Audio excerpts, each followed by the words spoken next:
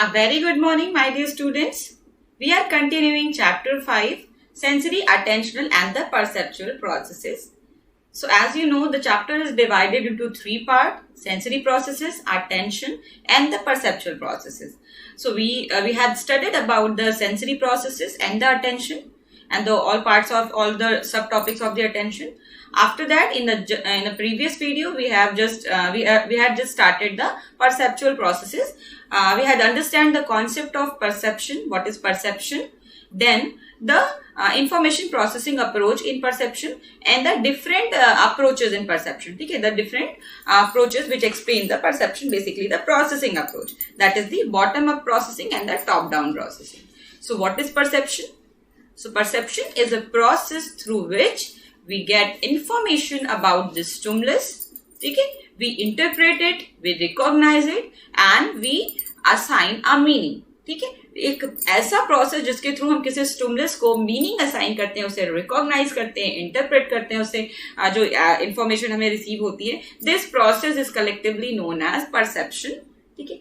Now जब हम top down processes और बॉटम अप प्रोसेसेस की बात कर रहे थे तो हमने बताया था कि the bottom up processes is basically emphasized on the stimulus characteristic and the top down processes is emphasized on the perceiver characteristic. ठीक है, वहां पे हम perceiver के point of view से चीजों को assess करते हैं, जबकि हमारा जो bottom up process है वहां पे हम stimulus के point of view से चीजों को understand करते हैं. ठीक है. Now the next topic is the perceiver. The perceiver.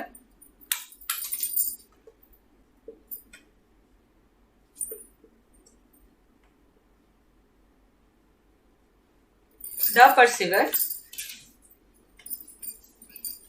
ठीक है, द परसीवर मतलब वो इंडिविजुअल जो परसेप्शन के प्रोसेस में इन्वॉल्व है.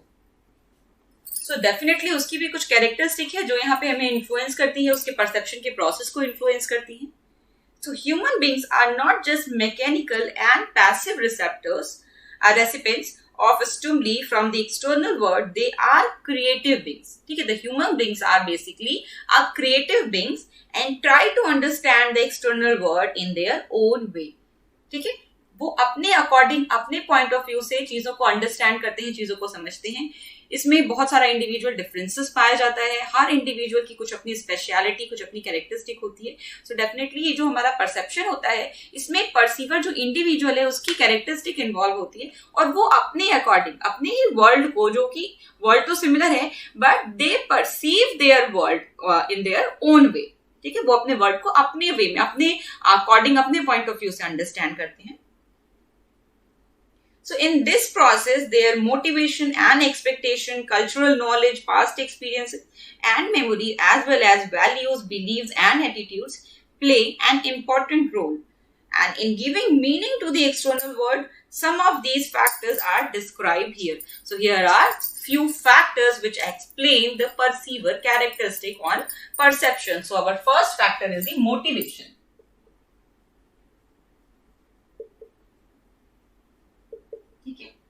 मोटिवेशन. सेकेंड फैक्टर जो है विच एक्सप्लेन द एक्सपेक्टेशन और you can say the mental set.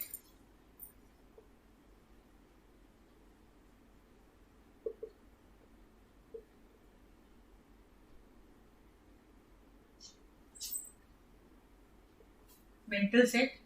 Third हो सकता है कॉग्निटिव स्टाइल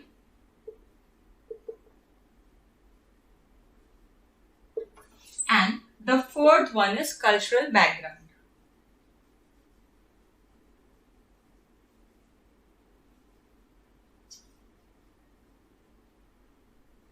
तो ये चार फैक्टर्स हैं जो एक्सप्लेन करते हैं परसीवर की characteristic. So first of all motivation. So the need and desire of a perceiver strongly influence her or his perception. People want to fulfill their needs and desires through various means. One way to do this is to perceive objects in a picture as something that will satisfy their needs. Experiments were conducted to examine the influence of hunger on perception. When hungry person were shown ambiguous pictures, they were found to perceive them as pictures of food object. more often than satiated or non-hungry person. ठीक है, that mean एक research की गई, एक experiment किया गया जिसमें 2 group के पीपल्स को लिया गया. एक ग्रुप जो कि एक्सट्रीमली हंग्री था, उसे हंगर की नीड उसमें जनरेट की गई थी जो कि आर्टिफिशियली बेसिकली. देन द एक ग्रुप जो था वो हंग्री नहीं था, दे आर सेटिस्फाइड, उसकी हंगर की नीड सेटिस्फाइड थी. नाउ यहाँ देखा गया जब एम्बिगुअस ऑब्जेक्ट्स को प्रेजेंट किया गया, ambiguous object that mean unspecified, मतलब जो डिफाइंड ऑब्जेक्ट नहीं है, ठीक है, जो वेल डिफाइंड नहीं है, जो क्लैरिफाई ऑब्जेक्ट नहीं है, अनक्लैरिफाई डिफाइंड ऑब्जेक्ट जो है एम्बिगुअस ऑब्जेक्ट, उसकी जब पिक्चर दिखाई गई तो मोस्ट पीपल जो कि बेसिकली हंग्री थे, उन्होंने उस पिक्चर में, उस इमेज में फूड आइटम्स की इमेज को परसीव किया. ठीक है, उन्होंने अज्यूम किया, उन्होंने परसीव किया कि yes there is a food item because they satisfied their need. ठीक है, वो हंगर से इन्फ्लुएंस थे, हंगर की नीड से, and they want to gratify their needs. So that's why उन्हें जो फिगर दिया गया जो कि एम्बिगुअस था, एक्चुअली उसमें कुछ भी हंगरी फूड का मतलब किसी फूड का कोई था नहीं figure, but still the person who are basically hungry वो परसीव उसे कैसे कर रहे थे, एक हंगर की ऑब्जेक्ट थी. सो दिस शो दैट कि हमारा जो मोटिवेशन होता है वो इन्फ्लुएंस करता है हमारे परसेप्शन को. ठीक है, there are lots of motivations, internal and the external. ठीक है, फिजिकल जिसे हम फिजिकल और सोशल या इननेट और अक्वायर्ड मोटिवेशन की कैटेगरी में डिवाइड करते हैं. आगे जब आप पढ़ोगे तो इन सारे टर्म से आप फेमिलियर होगे. सो बेसिकली जो हमारा मोटिवेशन होता है, basically innate and acquired motivation, वो हमारे बिहेवियर को इन्फ्लुएंस करता है. And perception is a kind of behaviour, perception is also a kind of behaviour. So definitely वो हमारे परसेप्शन बिहेवियर को भी इन्फ्लुएंस करता है, और हम हमेशा अपने मोटिवेशन के अकॉर्डिंग चीजों को परसीव करते हैं. अपने मोटिवेशन, अपने नीड, अपने जो हमारी एक्सपेक्टेशन होती है, हमारी जो नीड होती है, उसके अकॉर्डिंग हम चीजों को परसीव करते हैं. This is the motivational factor. Now second is expectation और परसेप्चुअल सेट. एक्सपेक्टेशन मतलब क्या हम एक्सपेक्ट कर रहे हैं, या हमारा सेट क्या है, हमारा मेंटल सेट, या जिसे हम कह रहे हैं परसेप्चुअल सेट, वो क्या है. So the expectation about what we might perceive in a given situation also influence our perception. ठीक है, एक गिवन सिचुएशन में क्या हम परसीव करेंगे, ये बेसिकली इन्फ्लुएंस होगा हमारे एक्सपेक्टेशन से. हम क्या एक्सपेक्ट कर रहे हैं उसके बेसिस पे हम परसीव करेंगे उसे. This phenomena of perceptual familiarization of or perceptual generalization reflects a strong tendency to see what we expect to see even when the results do not accurately reflect external reality. For example, if your milkmaid delivered your milk daily at about 5:30 a.m., so as knocking at the door around that time is likely to be perceived as the presence of the milkman even if it is someone else. ठीक है, तो ये temporal consistency जो हमने अभी starting में पढ़ी थी वो हो सकती है कि जब हमें किसी पर्टिकुलर टाइम पे किसी चीज की एक्सपेक्टेशन होती है तो हम उसे उसी वे में परसीव करते हैं. फॉर एग्जाम्पल, आपका अभी यूटी होगा. ठीक है, सपोज आपने यूटी दे दिया और हमने अनाउंस किया कि मैं 1 से 2 दिन में आपकी कॉपीज चेक करके आपको क्लास में शेयर करूंगी आपके नंबर्स. ठीक है, एंड सपोज मैं एक बंडल ऑफ पेपर्स लेके क्लास में एंटर कर रही हूँ. All students are supposing that कि मैम कॉपी लेके आ रही है और वो नंबर शेयर करेंगे मुझसे, हमने कॉपी शो की जाएगी. ठीक है, सो ये जो एक्सपेक्टेशन है ये क्या है, ये बेसिकली हमारी एक्सपेक्टेशन और परसेप्चुअल सेट है. मतलब हम किसी भी पेपर को अगर लिए हैं, सो वो पेपर आप एज अ क्वेश्चन पेपर या एज अ आंसर शीट आप परसीव कर रहे हो. सो दिस इज द एक्सपेक्टेशन और मेंटल सेट, हमारा जिस तरह का सेट बना होता है. ठीक है, अगर सपोज कोई बातें आपको पता है और सडनली किसी ने अनाउंस किया कि ऑल स्टूडेंट प्लीज गैदर. ठीक है, आप गैदर हो जाओ, कलेक्टेड हो जाओ, कुछ अनाउंसमेंट करनी है. सो डेफिनेटली अगर आपने कहीं से सुनी है बोली तो आप यही सोचोगे कि शायद वही अनाउंस होने जा रहा है. ठीक है, तो ये क्या है, ये हमारा एक्सपेक्टेशन है, हमारा मेंटल सेट है, हम ऑलरेडी सेट है, मेंटली सेट है उस चीज को सुनने के लिए. ठीक है, so this is the expectation. ये भी एक परसीवर की कैरेक्टरिस्टिक है जो इन्फ्लुएंस करती है हमारे परसेप्शन को. Now the third one is the cognitive style. Cognitive style, that mean how we perceive the things. ये इसमें मैंने बताया कि इंडिविजुअल डिफरेंसेस होते हैं. सो डेफिनेटली ये जो डिफरेंसेस होते हैं ये कॉग्निटिव लेवल पे होते हैं. ठीक है, हमारा जहाँ पे एक्सपीरियंस एड ऑन हो रहा है, हमारी पर्सनल कैरेक्टरिस्टिक एड ऑन हो रही है. ठीक है, वो इन्फ्लुएंस कर रही है. सो ये हम कॉग्निटिव स्टाइल्स होती है, हर इंडिविजुअल की अपनी कॉग्निटिव स्टाइल्स होती है, बहुत टाइप की होती है. बेसिकली आप में 2 टाइप है, सॉरी 1 टाइप है, 1 टाइप में ही 2 सेपरेशंस हैं. So cognitive styles refers to a consistent way of dealing with our environment. That means हम किस तरह से अपने environment से डील करते हैं. एक कंसिस्टेंट वे होता है जिसके थ्रू हम इन्वायरमेंट को रिसीव इन्वायरमेंट में अवेलेबल इंफॉर्मेशन को परसीव करते हैं या इन्वायरमेंट को हम परसीव करते हैं एक कंसिस्टेंट वे में. This consistency is basically known as the cognitive style. So it significantly affect the way we perceive the environment. There are several cognitive styles that people use in perceiving their environment. One most extensively used in studies in the field dependent and field independent. ठीक है, ये type of cognitive style है, field independent and field dependent cognitive style. And field dependent people perceive the external world in its totality, that is in a global or a holistic manner. On the other hand, field independent people perceive the external world by breaking it into smaller units, that is in an analytical or the differential manner. ठीक है, a differentiated manner. So एक figure दिया है आपकी book में, see the figure. अगर आप देख पा रहे हो, so this is the figure. ठीक है, if you see the figure, so आप अगर आप ग्रुप ऑफ में बैठे हो, अभी तो सेपरेटेड हो, अगर ये क्लास इन्वायरमेंट होता तो मैं ये एक्टिविटी कराती. तो अगर आप इस फिगर को देखोगे, सी द फिगर, तो बहुत सारे स्टूडेंट्स ऐसे होंगे जिनको इसमें स्मॉल स्मॉल ट्रायंगल्स दिखेंगे और वो इसे ट्रायंगल्स वे में परसीव करेंगे. और कुछ ग्रुप ऑफ स्टूडेंट्स ऐसे होंगे जिनको ये एज इट इज एक होल फिगर, ऐसे और ऐसे का एक होल फिगर दिखेगा. ठीक है, ऐसे जो टी शेप का एक फिगर दिखेगा जिसमें कुछ व्हाइट और कुछ ब्लू में कलर्ड है. ठीक है, सो ये जो फिगर है ये एक्सप्लेन कर रहा है हमारी कॉग्निटिव स्टाइल. ठीक है, तो यहाँ पे वो इंडिविजुअल्स जिन्होंने स्मॉल ट्रायंगल्स को परसीव किया, आफ्टर दैट एज अ मतलब जो मेजर चीज है, जो मेजर होल फिगर है, उस पर फोकस किया, वो फील्ड इंडिपेंडेंट है. ठीक है, उन्होंने फील्ड से बाउंड अप होके चीजों को नहीं परसीव किया, बल्कि वो इंडिपेंडेंटली एनालिटिकली वे में उस चीजों को परसीव कर रहे हैं. जबकि जो फील्ड डिपेंडेंट है वो एज अ होल परसीव करेंगे, एक ग्लोबलाइज वे में, एक होलिस्टिक वे में इस फिगर को परसीव करेंगे. इस फिगर को नहीं, मतलब किसी भी फिगर को. ठीक है, this is only example. So look at this figure. Can you find out the triangle hidden in the picture? How much time do you take to locate it?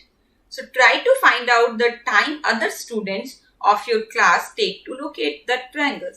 So those who can do it quickly will be called field independent. जो इसे quickly जो कि recognize कर पाएंगे वो field independent है. And those who take long time will be called field dependent. ठीक है, जो long time लगेंगे जिसको, वो field dependent होंगे. ठीक है, so this is the cognitive style. Now move to the cultural background. Definitely हर इंडिविजुअल जब ग्रो अप होता है through the process of socialisation, ठीक है, जिस कल्चर में हमारी अपब्रिंगिंग होती है, हम डेवलप होते हैं जिस कल्चर में, वो कल्चर बहुत ही मतलब वाइडली हम पे इम्पैक्ट डालता है. वो बहुत ज्यादा इन्फ्लुएंस करता है हमारी पर्सनालिटी को, इवन हमारे हर बिहेवियर को. सो डेफिनेटली इस कॉन्टेक्स्ट में भी कल्चरल बैकग्राउंड जो है, जो हमारा कल्चर है, वो हमें इन्फ्लुएंस करेगा. क्योंकि यहाँ हम परसीवर की कैरेक्टरिस्टिक की बात कर रहे हैं, उस इंडिविजुअल की बात कर रहे हैं जो परसेप्शन के प्रोसेस में इन्वॉल्व है. सो डेफिनेटली वो पर्सन किसी न किसी कल्चर से बिलोंग कर रहा है, किसी न किसी प्लेस से बिलोंग कर रहा है. सो जिस प्लेस से, जिस कल्चर से वो बिलोंग कर रहा है, उस कल्चर में क्या चीजें हैं, क्या जनरल ट्रेंड्स हैं वहाँ की, क्या वहाँ की वैल्यूज है, क्या बिलीव्स है, वो भी उस इंडिविजुअल को इन्फ्लुएंस करेंगे. और इनडायरेक्टली उसका इन्फ्लुएंस, कल्चर का इन्फ्लुएंस इंडिविजुअल पे हुआ, इंडिविजुअल का इन्फ्लुएंस उसके परसेप्शन पे हुआ. ठीक है, so this is the chain जिसके थ्रू वो इन्फ्लुएंस होगा कल्चरल बैकग्राउंड से, और या उसका एक्सपीरियंस भी हो सकता है. So different experiences and learning opportunities available to people in different cultural setting also influence their perception. People coming from a pictureless environment fail to recognize objects in pictures. ठीक है, हडसन ने एक study किया था, the perception of pictures by African subjects and noted several difficulties. Many of them were unable to identify objects depicted in pictures, that is antelope or spear. So they also failed to perceive distance in pictures. ठीक है, Hudson की जो study थी ये African peoples पे थी, African जो country है, अफ्रीका में कुछ ट्राइब्स हैं, कुछ ऐसा प्लेस है जहाँ पे मोबाइल फोन, नेटवर्क और इतनी मॉडर्न टेक्नोलॉजीज नहीं है, इवन पिक्चर्स नहीं है, ठीक है, वो कैमरा रोल नहीं है, पिक्चर नहीं है, तो वो पिक्चर्स को नहीं देख पाते। उनका लाइव इंटरेक्शन सारी चीजों से है, बट पिक्चर्स नहीं है। आपके लिए तो इमेजिन करना भी ये बहुत डिफिकल्ट हो रहा होगा, बट स्टिल ऐसी भी बहुत सारी जगह है जहाँ जिन लोगों को बिल्कुल इन सब चीजों का कॉन्सेप्ट नहीं है, ठीक है। तो ऐसे स्टूडेंट्स पे, सॉरी, ऐसे सब्जेक्ट्स पे जब उन्होंने ये स्टडी किया तो उन्होंने देखा कि जो ऐसे ट्राइब्स हैं, जो ऐसे ग्रुप ऑफ पीपल हैं जिनका कभी पिक्चर्स से जो कि इंटरेक्शन नहीं हुआ है, जो पिक्चर्स को नहीं फाइंड आउट कर पाते हैं, उन्हें अगर पिक्चर वे में कुछ चीजें दिखाई गई तो उसमें लोकेट करने में कि क्या चीजें हैं, इवन डिस्टेंस परसीव करने में उन्हें डिफिकल्टी फील हुई, ठीक है। तो ये उनका कल्चरल बैकग्राउंड था जिसके थ्रू उनमें ये डिफरेंसेस देखने को मिले, ठीक है। So they also fail to perceive distance in picture and interpreted pictures incorrectly.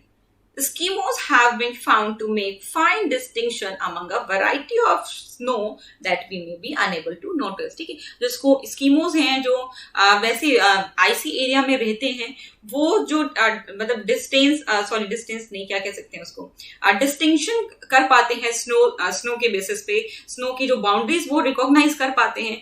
हमारे लिए वो इम्पॉसिबल है, ठीक है। हमारा कल्चर क्योंकि उस टाइप का नहीं है, तो उतनी फाइनली हम उतनी एक्यूरेटली वो सारी चीजों को नहीं असेस कर पाएंगे, नहीं परसीव कर पाएंगे, जो कि एस्किमोस के लिए बहुत नॉर्मल है। Some aboriginal group of Siberian region have been found to differentiate among dozen of skin colors of reindeers, which we would not be able to do, ठीक है। जो साइबेरियन रीजन्स के जो इंडिविजुअल्स हैं उनमें देखा गया एनिमल्स की जो शेड्स होते हैं, स्किन कलर्स जो होते हैं, उसमें वो जो डिफरेंट बता पाते हैं, डोजन ऑफ कलर्स बता पाएंगे, वो दर्जनों कलर्स में डिफरेंस बता पाएंगे, वो हम नहीं कर पाते, ठीक है। हम उतने सारे शेड्स को परसीव नहीं कर पाते क्योंकि हमारा कल्चरल बैकग्राउंड वैसा नहीं है। So these studies indicate that the perceiver plays a key role in the process of perception, and people process and interpret stimuli in their own way depending on their personal, social and cultural condition. And due to these factors, our perceptions are not only finely tuned but also modified, ठीक है। इन सारे factors की वजह से हमारा perception influence होता है, और सिर्फ हम इन्हें एज इट इज परसीव नहीं करते बल्कि इन्हें मॉडिफाई करते हैं, टोन करते हैं, चेंज करते हैं, ठीक है। So these are the characteristic of perceiver, the 4 characteristic. Now our next topic is principles of perceptual organisation, how we organise our perception.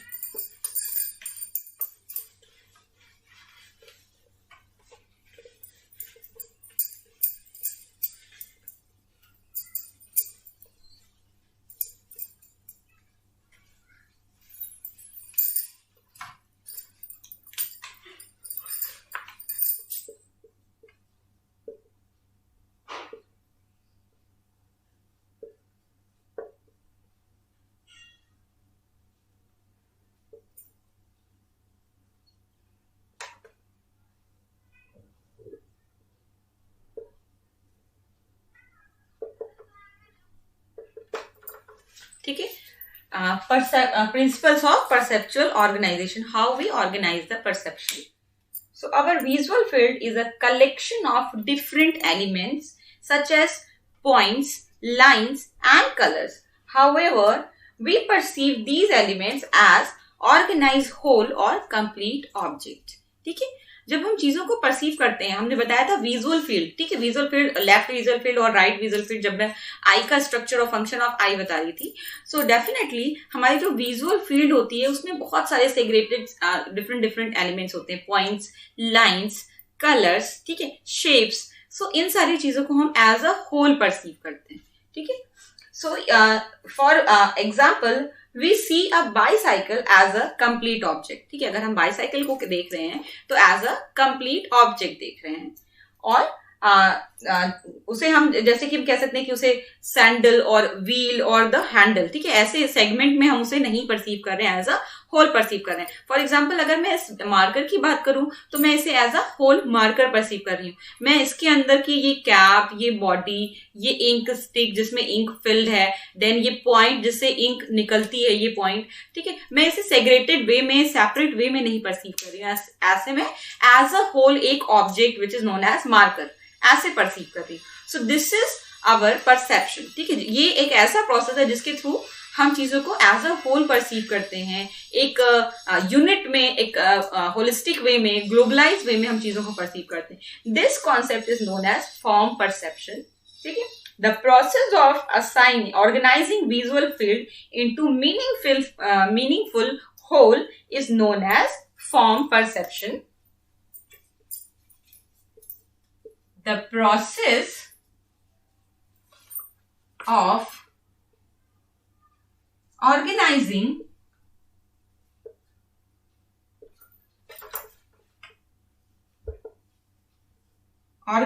visual field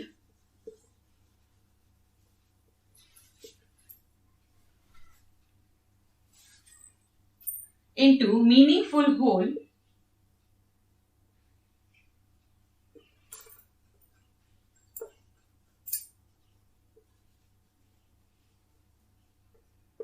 is known as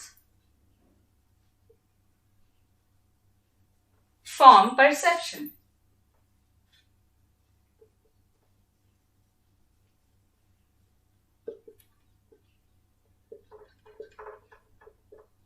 ठीक है, so this is the concept of form perception which is given by Gestalt psychologist, a group of psychologists who basically studied in this field, ठीक है। हमारे perception के field में एक group of psychologist थे जिन्होंने बहुत ज्यादा रिसर्चेस की, और उन ग्रुप ऑफ साइकोलॉजिस्ट जिन्होंने परसेप्शन के बेसिस पे बहुत सारे कॉन्सेप्ट दिए, प्रिंसिपल ऑफ परसेप्चुअल ऑर्गेनाइजेशन दिया, वो गेस्टाल्ट साइकोलॉजिस्ट बोले जाते हैं। आपने चैप्टर 1 में भी पढ़ा है गेस्टाल्ट साइकोलॉजी, ठीक है। चैप्टर 1 जहां पे हम स्कूल्स ऑफ साइकोलॉजी की बात कर रहे थे, वहां पे भी गेस्टाल्ट साइकोलॉजी थे, साइकोलॉजिस्ट थे जहां पे थे। इसमें बेसिकली 3 साइकोलॉजिस्ट थे, द वर्दाइमर, कोहलर और कोफ्का। ये 3 ग्रुप ऑफ साइकोलॉजिस्ट जो थे ये ज्यादा हाईलाइटेड हैं, हालांकि और भी बहुत सारे इनके फॉलोअर्स थे और जिन्हें हम गेस्टाल्ट साइकोलॉजिस्ट बोलते हैं। गेस्टाल्ट का मतलब होता है मीनिंगफुल होल, ठीक है। मीनिंगफुल होल को जब हम बोलते हैं, so this is mean gestalt, ठीक है। शायद रशियन में या किसी और लैंग्वेज में इसे गेस्टाल्ट बोला जाता है। मीनिंगफुल होल को एक ट्रांसलेट जब हम कर देते हैं, उसको रशियन या फ्रेंच समथिंग कुछ है, मैं मिस कर रही हूँ, तो उसे हम गेस्टाल्ट बोलते हैं, ठीक है। So this concept is basically known as form perception, ठीक है। फॉर्म परसेप्शन यानी किसी चीज का perception as a whole. So you may wonder how different parts of an objects are organized into a meaningful whole, and you may also ask if there are certain factors that facilitate or inhibit this process of organization. So this is a process जिसके through हम organise करते हैं, जो भी हमारे environment में separate चीजें हैं उन्हें हम अपनी विजुअल फील्ड में ऑर्गेनाइज करके एक उसकी मीनिंग डिराइव करते हैं और उसे एज अ होल परसीव करते हैं। सो ये जो प्रोसेस है ये कितना अमेजिंग, कितना वंडर प्रोसेस है। डेफिनेटली अगर ऑर्गेनाइजेशन हो रहा है तो किसी ना किसी रूल्स के बेसिस पे हो रहा होगा। कुछ पॉइंट्स ऐसे जरूर होंगे, कुछ फैक्टर्स होंगे जो इसमें रोल प्ले कर रहे होंगे कि किस तरह से, किस लॉ, किस प्रिंसिपल्स के बेसिस पे हम ये ऑर्गेनाइजेशन करें, क्या चीजें होंगी जो इसमें इंपॉर्टेंट रोल करेंगी। एंड डेफिनेटली और बहुत सारे ऐसे भी फैक्टर्स होंगे जो इस प्रोसेस में कहीं ना कहीं इनहिबिटर की तरह रोल प्ले करें या फैसिलिटेटर की तरह, या उसे फैसिलिटेट करें, प्रमोट करें उस प्रोसेस को, या उसे इनहिबिट करें, उसे डीप्रमोट करें, या उस प्रोसेस को एज इट इज ना होने दें, उसमें बैरियर क्रिएट करें। सो डेफिनेटली बहुत सारे ऐसे फैक्टर्स होंगे। And several scholars have tried to answer such questions, but the most widely accepted answer has been given by a group of researchers called Gestalt psychologists, and prominent among them are Kohler, Kofka and Wertheimer. And Gestalt means a regular figure or a form. ठीक है, gestalt का mean यही है कि एक form perception, एक good perception, meaningful perception, ठीक है। According to Gestalt psychologists, we perceive different stimuli not as discrete elements but as an organized whole. ठीक है, डिस्क्रीट एलिमेंट के रूप में हम उसे नहीं परसीव करते, बल्कि हम कैसे परसीव करते हैं, एक ऑर्गेनाइज्ड होल के रूप में, ठीक है। And that carried a definite form. ठीक है, डेफिनेट फॉर्म एक्सप्लेन करता है, कैरी करता है. They believe that the form of an object lies in its whole which is different from the sum of their parts. ठीक है, when we are talking about the whole, the concept of whole is different from the sum of. ठीक है, जब हम whole की बात कर रहे हैं, this is the whole. ठीक है, सो ये जो है, ये पार्ट्स का जब हम सम कर रहे हैं तो उससे थोड़ा सा डिफरेंट है, क्योंकि यहाँ पे परसीवर की भी कैरेक्टरिस्टिक एड ऑन हो रही है ना. हम एक मीनिंगफुल वे में उसको एज अ होल परसीव कर रहे हैं. सो अगर हम पार्ट्स को जो कि सेपरेटली सेग्रेट करें तो शायद उसका और उसको अगेन सम करें तो उससे जो टोटल मीनिंग आ रही है और होल की जो मीनिंग है वो डेफिनेटली डिफरेंट है एक दूसरे से. कैसे है, लेट्स टू गेट एग्जाम्पल. एक एग्जाम्पल देखते हैं, उसके बेसिस पे ये कॉन्सेप्ट क्लियर होगा. So they believe that the form of an object lies in its whole which is different from the sum of their parts. For example, a flower pot with a bunch of flower is a whole, and if the flower are removed, the flower pot still remain a whole.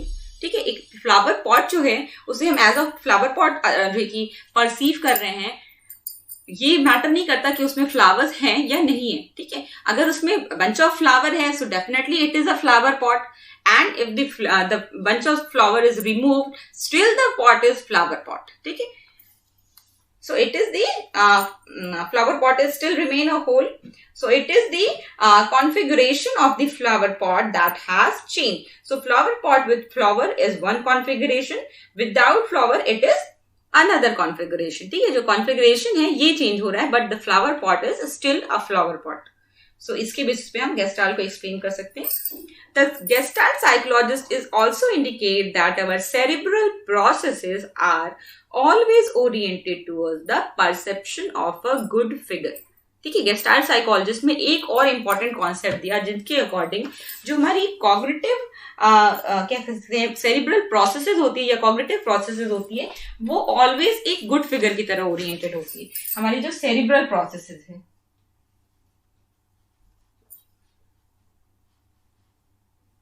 ठीक है, जो हमारी cerebral processes है, this is always oriented towards the good figure, towards the beautiful figure. ठीक है, एक good, एक appropriate, एक मीनिंगफुल जो कि फिगर के लिए हमेशा ओरिएंटेड रहती है.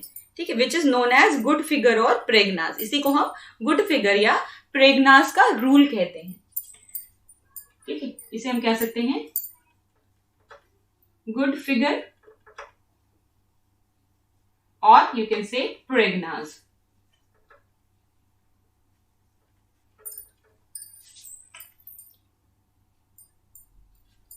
ये नहीं है Z. ठीक है, PREGNANG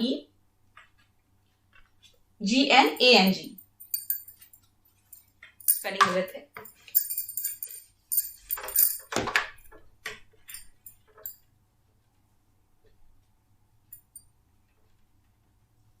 ठीक है, दिस इज द प्रेग्नास. प्रेग्नास या गुड फिगर, दैट मीन हमारा जो सेरिब्रल प्रोसेसेस है वो ओरिएंटेड है towards the good figure, towards the meaningful figure, towards the beautiful figure. That is the reason why we perceive everything in an organized form. जो हमने पहले concept पढ़ा form perception, यही वो फैक्टर है, यही वो चीज है जो इन्फ्लुएंस करती है हमें, और दैट्स वाई हम हर ऑब्जेक्ट को, हर चीज को एक मीनिंगफुल होल में परसीव करते हैं, या हम सिर्फ फॉर्म परसेप्शन कह सकते हैं. ठीक है, सो ये जो सेरिब्रल प्रोसेसेस है, हमारा ये जो गुड फिगर का कॉन्सेप्ट है, प्रेग्नास का कॉन्सेप्ट है, यही इन्फ्लुएंस करता है हमारे फॉर्म परसेप्शन को. दैट्स वाई हम हर चीजों को एक मीनिंगफुल होल में परसीव करते हैं. And the most permittive organization taking place in the form of figure ground segregation. When we look at a surface, certain aspects of the surface clearly stand out as a separate entity, and whereas other do not. ठीक है, जब हम किसी figure को देखते हैं तो कुछ चीजें हाईलाइट उभर के आती हैं, हाईलाइटेड होती हैं, जबकि बहुत सारी चीजें उसके बैकग्राउंड में होती हैं. ठीक है, सो इसे हम फिगर ग्राउंड परसेप्शन कहते हैं, या फिगर ग्राउंड सेग्रीगेशन कह सकते हैं, कि किस तरह से फिगर से ग्राउंड और ग्राउंड से फिगर एक दूसरे से सेपरेट हो रहे हैं. So this concept is known as figure ground segregation और फिगर ग्राउंड परसेप्शन, जिसे हम नेक्स्ट वीडियो में कंटिन्यू करेंगे. So this is all about today. today you studied about the perceiver's characteristic, the motivation, expectation, and cognitive style, and the cultural influences or the cultural background. ठीक है, these 4 characteristics which explain the perceiver's point of view. ठीक है, perceiver's की characteristic है. Then in next section we just started the principle of perceptual organization, जिसमें हमने form perception का concept understand किया, Gestalt psychology, who is the Gestalt psychology, what is the meaning of Gestalt, then the good figure and the law of Prägnanz, जिसे हम कह सकते हैं, and little bit introducing the figure ground segregation. ठीक है, ये concept हमने understand किया, and in next video we continuing the figure ground segregation. This is all about today, students. Thank you so much.